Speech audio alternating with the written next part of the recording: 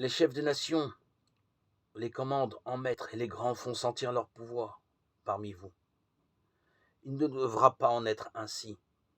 Celui qui veut devenir grand parmi vous sera votre serviteur, et celui qui veut être parmi vous le premier sera votre esclave. Ainsi le Fils de l'homme n'est pas venu pour être servi, mais pour servir et donner sa vie, en rançon pour la multitude. Matthieu 20, 25-28.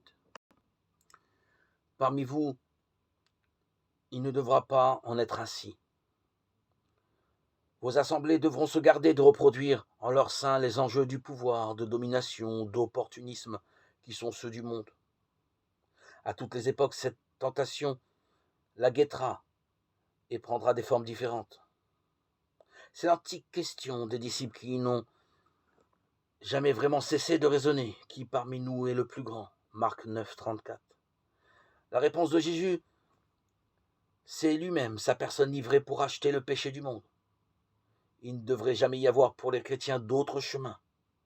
Dans tous les débats concernant la place de tel ou tel, il faudrait toujours avoir la lucidité d'y débusquer courageusement cette tentation, tout en exerçant une vraie et droite justice. Chaque baptisé, dans la si belle diversité des états de vie de chacun, a pour vocation de poursuivre en sa chair cette mission du Christ, servir et donner sa vie en rançon pour la multitude.